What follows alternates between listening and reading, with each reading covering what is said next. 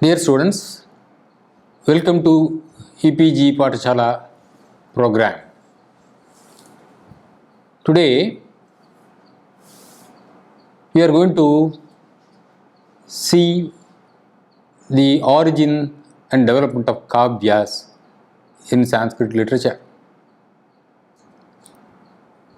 I am Professor Tyagarajan, the Professor and Head of the Department of Sanskrit, Presidency College, Chennai. I would like to inform you that prior to know about the Kavyas, which happen to be the part of your paper on aesthetics and fine arts, I would like to just brush up the basic development of Kavyas right from the Vedas. In the Veda, there is a term called Kavi. Kaving Kavinam Upamasravastamam. It is a very popular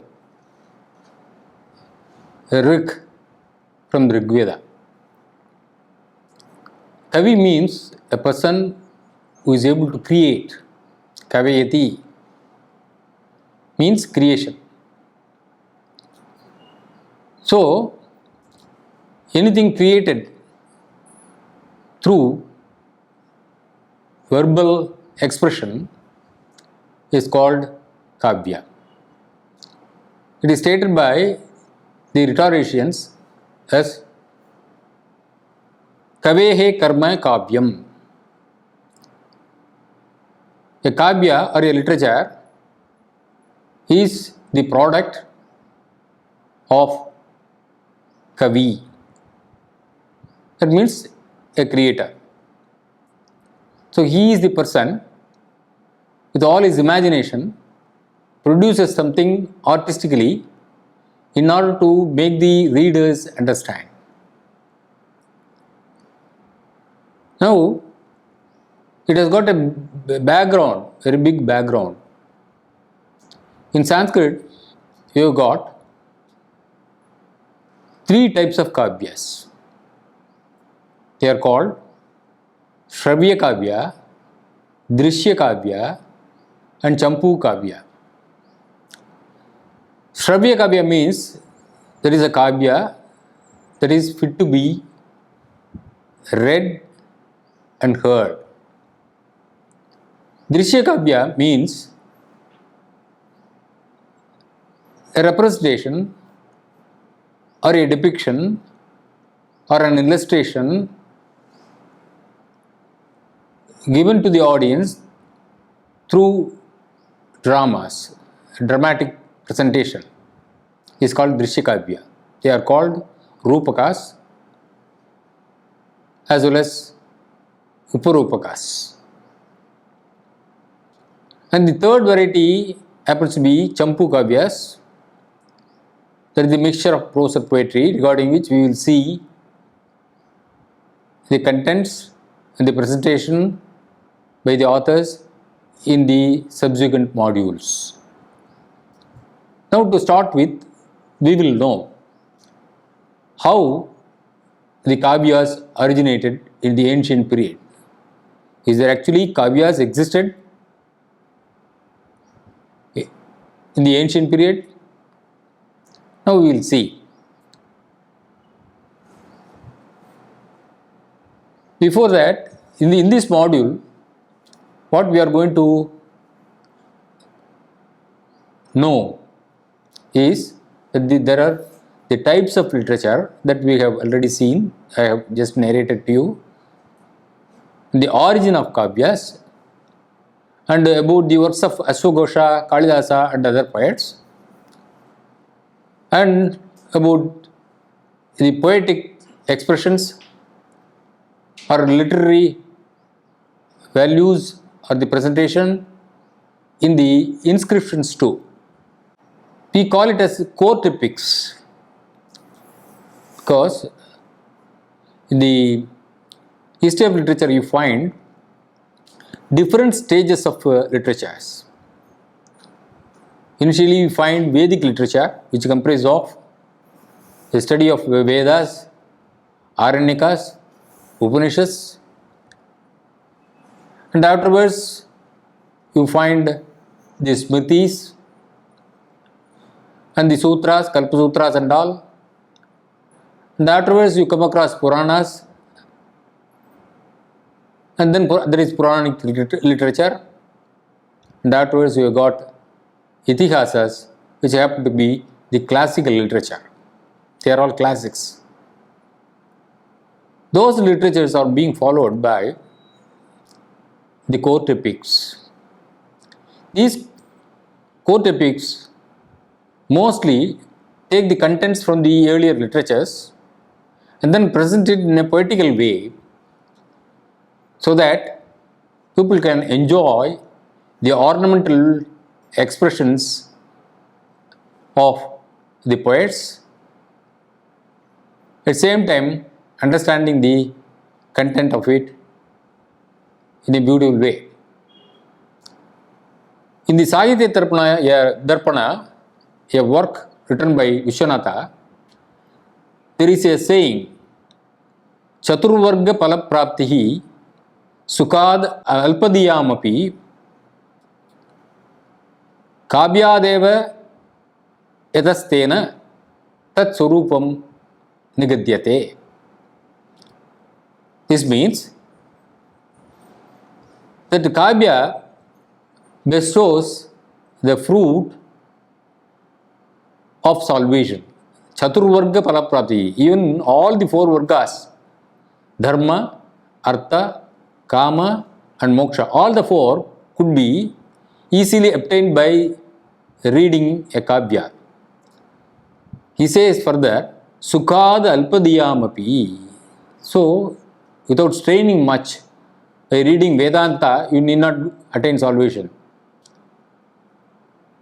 Simply by reading it. And Alpadiyamapi, even though one happens to be a dullard, he can easily attain the benefits of the Purusharthas, Chaturvarga, that is Dharma, Artha, Kama and Moksha. Therefore, the court epics, the poets have always attempted to give this essence through their writings. And there were many writers, Kalidasa, Buddhaghosa and others to start with. And the question is that whether they had inspiration to compose Kavyas apart from Valmiki. Therefore, we will now try to trace out the origin of the Kavya in Sanskrit. There are specimens at the earliest stages. Patanjali, the author of Mahabharata, refers to certain poems. The representation of some place like Kamsavada, Balibandha, etc. Panini, the great grammarian, is said to have authored a Mahakavya called Patala Vijaya or Jambavati Vijaya. The theme of the poem is Krishna's conquest over Jambavan in Patala and his marriage with Jambavati, his daughter. Extracts and citations from the poem are available, though the work as such has not yet been discovered. Next, we come to the period of 2nd century BC, when the Vararuchi, the composer of the Vartikas of Panini Sutras. The Vartika is a simple commentary wherein he is trying to explain the sutras. So during that period, he says, the Vararuchi gives the stray stanzas preserved in the anthologies. And he says, and of a poem called Charumati. This shows that the Kavya form existed long before the 2nd century BC. But the major works of this class, which are now available, belong to a period later than 4th or 5th century BC. First poet we recognize in Sanskrit literature happened to be Ashwagosha. He is the predecessor of Kalidasa, who wrote Buddha-charita, a great Mahakavya, which gives the best poetic account of the life of Buddha. Then Basa, Saumilla and Kaviputra are the dramatists who are referred to as the predecessor of Kalidasa. Generally, it is considered that the dramatic form is a further development over the Kavya form, and therefore Kavyas ought to have existed long before. See, by tradition, Ashwagosha being the contemporary of King Kanishka, he must be placed towards the close of the 1st century AD. The Buddha-charita, the Saundarananda and the Sutralankara are mentioned among his Kavya works. A few shorter poems like Gandhi Stotra Ghata and a drama known as Sariputra Prakarana are also said to have been composed by him. Of these, the Buddha-charita is the most important. Regarding Buddha-charita, we must know that it contains 28 cantos in which Ashwagosha describes elaborately the birth of Buddha, his early life, his renunciation, his successful fight with Mara, the tempter, and the preachings of Buddha. We have only 17 cantos of the genuine work. This occupies an important place in Sanskrit literature because of the elaborate ornamentation of poetic art which contains and which is so much developed in later Kavyas. There are important points of similarity between this poem and Kalidasa's Raghuvamsa, not only in the general manner of the development, but also in style and ideas. So, it is held by many critics that Kalidasa was much influenced by Ashwagosha. See, Kalidasa is generally held as a great poet. He has been the national poet of India and the brightest star in the firmament of Indian poetry for the last 2000 years. He has been unanimously acclaimed as the greatest Sanskrit poet. His genius has been by poets, critics and the literary public acknowledged, appreciated and admired alike. Kalidasa enjoys a high rank among global poets. In this connection, I would like to just give you an anecdote with regard to Kalidasa and his greatness. He is unique in his own way. That was recognized even during his period. Generally, poets are not recognized during the period. Any poet, not only poet, any writer for that matter. But Kalidasa enjoys the privilege of enjoying the popularity even during his lifetime. There is a sloka, Pura Kavinam Ganana Prasange Kanishtika Adhishtita Kavi Kalidasa Adyapi Tattulya Kave Rabhavat Anamikasa Artavati Babuva. Pura Kavinam Ganana Prasange. When people started counting the number of Kavis, who is a Kavi? First, Pura Kavinam Ganana Prasange Kanishtika Adhishtita Kavi Kalidasa. They started counting first with the little finger. First they mentioned the name of Kalidasa. Then they wanted to count another poet who could be equal to Kalidasa. There was no poet at all. Therefore, they could not count the second finger, which is called Anamika. See, in Sanskrit, you got the names of the fingers. Angushtam, this finger is called Angushta. Then Tarjani, because we are just terrifying others with this finger. This is Madhyama because it happens to be in the middle. This is called Anamika. This is called Kanishtika, a little finger. So first they placed Kalidasa in the little finger, Kalidasa. Then second name they could not count, Anamika. Because Kalidasa, the sloka says, why this finger got the name as Anamika? Because they could not count another name, Anam. It became Anamadeya. So Anamika sa Artavati Babuva. That is what is stated. And another account also is connected to Kalidasa, wherein of course, whether these are all mere narratives or in order to enhance the merit of Kalidasa, they brought out this anecdote. We do not know. So once Kalidasa and Dandin vied with each other to claim that they are the poets, went in search of Saraswati, goddess Saraswati, and prayed before her, and then asked her, who is the poet in between them? Who is the actual poet? Of course, chronologically, both are of different ages.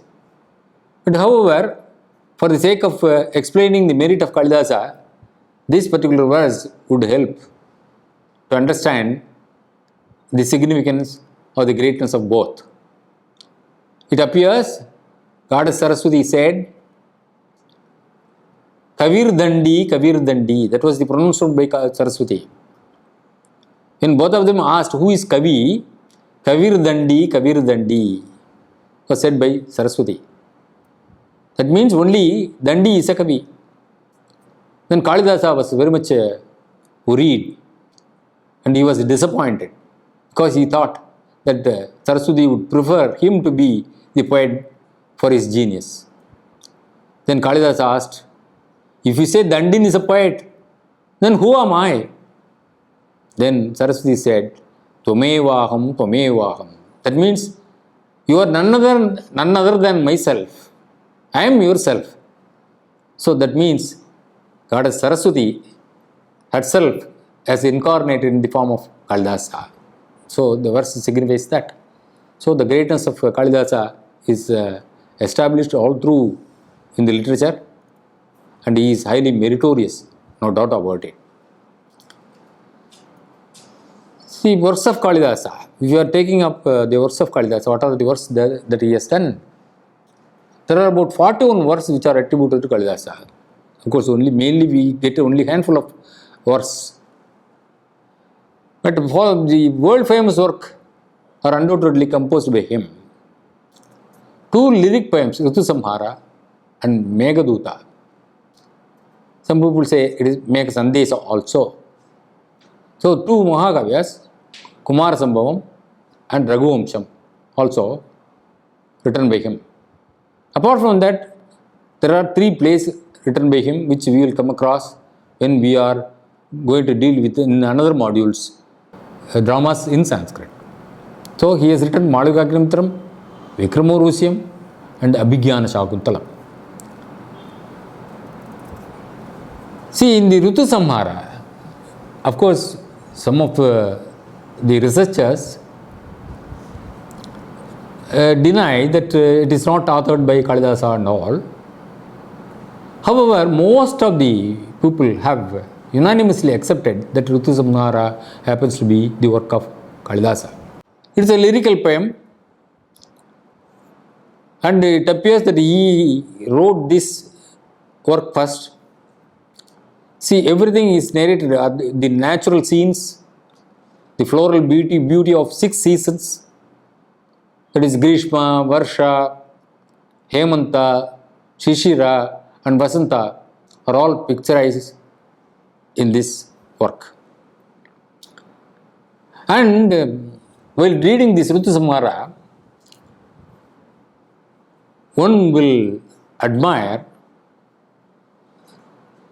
all the expressions of Kalidasa while narrating the seasons. he depicts, he brings all the surroundings in front of your eyes.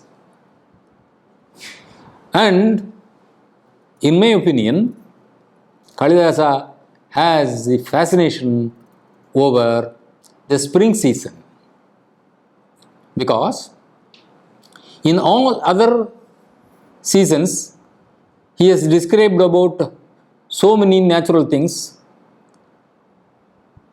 and in no place he asked his wife to come and see the beautiful scene before him.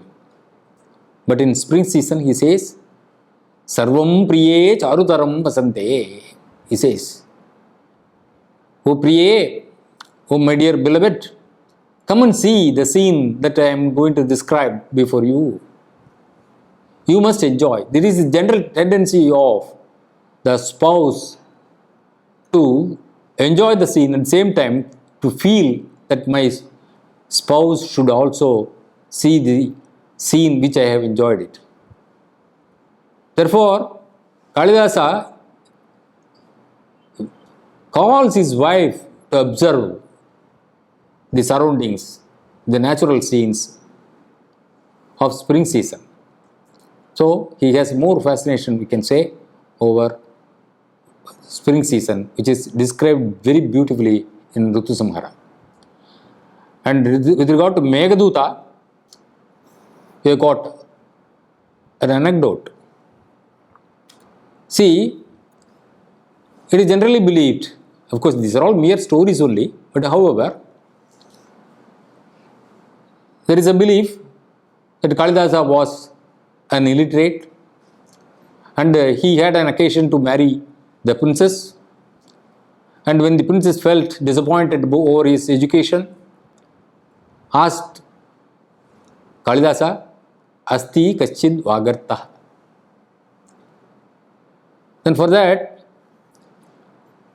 Kalidasa went to Kali temple in Ujjaini and prayed before her for getting the skill of writing the poetry. And after getting the sanction from the Kali, he started composing, and it happens to be that is Meghaduta happens to be the third composition, because he wrote for the first word Asti Kumar Sambhava. Regarding Kumar Sambhava, we will discuss. Asti Uttarasyam Dishi Devatatma Himalayo Nama Naghadi Rajaha Purvaparo Varinidhi Vagahya Sthita Prithivya Eva Manadandaha. He described making it as a vastu, the Himalayan mountain, the father of Parvati. Second, he wrote Meghaduta, Kashit Kanta Viraga Guruna Swadhikarat Pramattaha Shapena Astangamita Mahima Varshavogyen Vartuhu Yakshachakre Janakatanaya Snana Punyo Dageshu Snigdhachaya Tarushu Vasatim Ramagiri Asrameshu. And for the third word, he composed Raghumsha, wherein he says Vagarta Viva Samprukto Vagarta Pradipatye Jagata Pitaro Vande Parvati Parameshwaro. So, in order to show that he has attained the mastery over the poetic expression, he has used the words as the Kashid, Vagartaha in all the three Kavyas. And with regard to Meghaduta, is the first device of sending the cloud as a messenger to his beloved by a Yaksha who was exiled by a king in Ramagiri. See, on the pattern of imitation of Meghaduta, more than 100 Sandesha Kavyas have been composed mostly in Mandakranta meter, but none equals Meghaduta.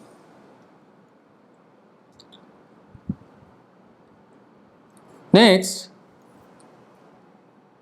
we are coming across Kumar Sambhava written by Kalidasa.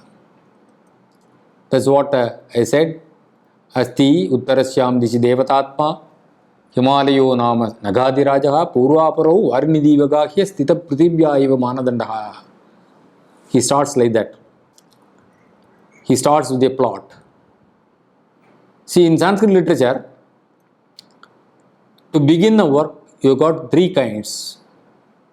That is, Ashihi, Vastunirdesha, and Namaskriya. Ashihi, Namaskriya, Vastunirdesha are the three patterns through which a poet is expected to begin his work. And here, in Astittarasya, he directly enters into the plot, Vastu. He describes about Himalayan mountain, which is surrounded by the oceans. Purva Aparo Varinidhi Vagahya. In both eastern and western direction, the Himalayan mountain is covered by the waters, and it appears as a measuring rod of the entire world. That is the expression that Kalidasa gives in that particular verse. So, in this work, the very name Kumarasambhava itself denotes the birth of Kumara. The poet has described the penance of Parvati to win Shiva's love, their wedlock finally resulting in the birth of Kumara Kartikeya is described in this particular work. And Kartikeya, the birth of Kartikeya, the warrior god, we all know, killed the demon Taraka. Next, we come across Raghuvamsha.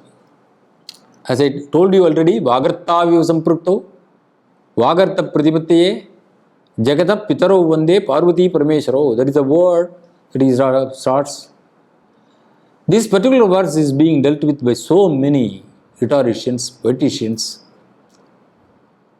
How beautifully he has chosen the word Vagartavyo Samprukto in order to explain both Shiva and Parvati.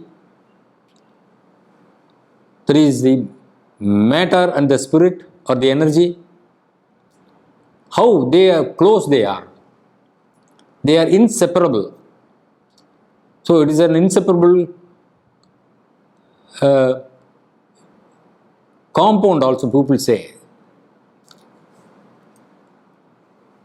So Parvati and Parameshwara are inseparable like word and the meaning. You cannot separate the meaning from the word, and without meaning there is no word at all. So both are combined together. So Parvati, he offers his salutation to Parvati and Parameshwara, and people have started interpreting it in a different way also by telling Parvati, instead of Parvati Parameshwaro, people say Parvati Parameshwaro, Parvatyaha Patihi Shiva, and Ramayaha Patihi Rameshwara Ishwaraha Rameshwaraha. That means Kalidasa salutes both Shiva and Vishnu also along with their spouses. This interpretation goes on. But in Raghuvamsha, the poet had dealt with the heroic deeds of the Solar dynasty of the ancient Indian kings in 19 cantos. It begins with the description of a king, Dilipa, and ends with the narrative of Agnivarna. It abounds in beautiful descriptions and narratives. Name a few: a Go Seva by Dilipa, that is, he follows Nandini, the cow, the daughter of Kamadhenu, and the description how he followed very sincerely with all austerities had been narrated by Kalidasa. And apart from that, you got Raghu's Digvijaya also had been mentioned there, described, and the Indumati, Swayambara, Ajavilapa are all significant descriptions in this work.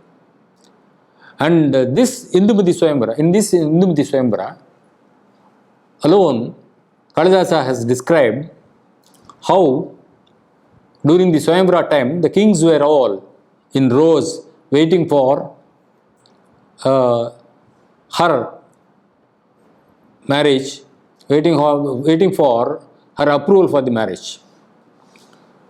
And it appears, Kalidasa says, it appears that when the light is being taken, the objects in front of it will be bright, and the moment the light passes on, the objects will become dark. Like that, when Indumati went just for the sake of Saivara, the disappointed kings became black as if shadowed by darkness. So such a description given by Kalidasa has given a title for him as Deepashika Kalidasaha. He is no doubt a poet of par excellence. He knows a lot of various systems of philosophy. He knows the religious law, politics, economics, dramaturgy, erotics, and then 64 arts, music, fine arts, etc. And apart from that, scientific subjects like zoology, plant science, etc. Because we are able to have descriptions of all these things in his works. Numerous references to all the aforesaid Vidyas are so efficiently included in his work that they bring the high expertise of the poet. So Kalidasa is noted for his brevity, simplicity of expression, and the easy flowing of language. His writings are adorned with similes and paralleled for their charm and appropriateness. That's why it is said, Upama Kalidasasya. That means he is meant for bringing out similes. No one can excel him in bringing out similes. Next, regarding Deepashika Kalidasa, I narrated during the Swayamvara of Indumati how Kalidasa narrated the particular situation when Indumati was to choose her spouse. And as I told you, that particular description itself was applauded by many poets, and therefore he gained the title Deepashika Kalidasaha. Before going into the style, you should also know that he has been hailed as the Shakespeare of India. That means he has a lot of vocabulary in his hand and observation, and the easy, lucid presentation of the views, relisable to all, and the poets are generally classified as a person rendering the pakas. That means how he is using or making empathy over the poets is described by the terms as pakas. For example, Draksha Paka, Narikela Paka, Kapitta Paka, etc. Which means, Draksha Paka means it is very much like the juice enjoyed by taking up grapes. Without peeling anything, you can straight away enjoy the juice of the grape. That is the Paka of Kalidasa. With regard to Bharavi, people used to say Narikela Paka. That means you have to peel the skin of the coconut, and then once again you have to break the shell of the coconut and enjoy the juice of it. So you have to make some strain. And Kapitta Paka is something that Kapita means wood apple. That when you are straight away taking it, it may not be tasty. You will have to add something like sugar or something like that and then eat it.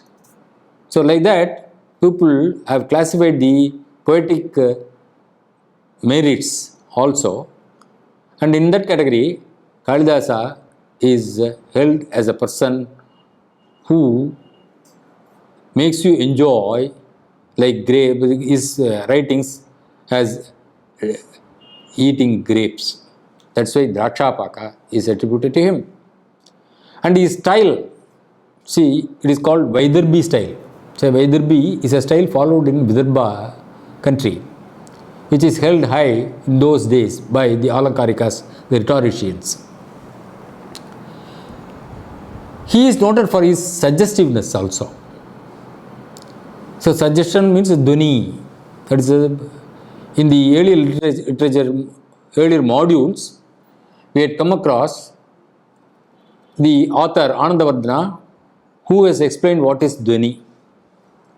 Dhvani means suggestion, which has got an inner meaning, which is not explained through words or anything, but it could be understood only by the reader, a connoisseur, who is called as Sahridaya.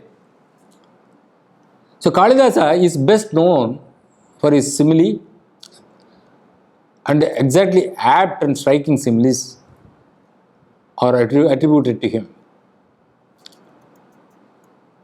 See, his similes may be from grammar or from any shastras. Therefore, Upama Kalidasasya is the attribute to him. He is like Wordsworth with regard to the expression of nature or the description of nature. Now we come to another poet by name Ashwagosha. His work is Saundarananda. In it, he has given the story of the conversion by Buddha of Nanda, Buddha's stepmother. We come across another poet during the Kavya period, first phase of Kavya period. He is Buddha-ghosha. The story of Buddha, with slight variations from the one which has been narrated by Ashwagosha, is described by the poet Buddha-ghosha in his Kavya called Padya Chudamani in 10 cantos. The language has great simplicity and charm and bears close similarity to the style of Kalidasa and Ashwagosha. He may be assigned to the close of the 4th century AD. Next, we come across beautiful poems written in the inscriptions. This is the most neglected area in the literature, especially Kavya literature. We come across lot of poets actually who had contributed prashastis, who had written even the documents in a poetic way. These are all perhaps kept in the archaeological department, which had not come to the department of Sanskrit. But yet, there are 2 or 3 references with regard to the inscriptions, poetic inscriptions of poetic value, which had been recorded in the history of Sanskrit literature. Of course, there are many more of poets and poetries in the inscriptions. As for example, you find some inscription, Fleet's collection of Indian inscriptions talk about 18 inscriptions of importance modeled after the Kavya style. These inscriptions range from 350 to 550 AD. Girnar and Nasik inscriptions belong to the very early period of the 2nd century AD. Therefore, in the inscriptions also you find the poetry embedded in it. The expressions are found there. With all that, we must come to know that the poetry first emanated from Valmiki. because he is considered to be the Adi Kavi. He is the trendsetter to all the poets, including Kalidasa. Most of his narrations inspired many poets. And similes and other alankaras, Rupaka, that is metaphorical expressions, Atishayokti, that is the hyperbole, and so many other alankaras, which you are now talking about with all the definitions and all, are handled by Valmiki himself. Though there was no correct definition even during his time, the definers of the alankaras have taken examples from Valmiki.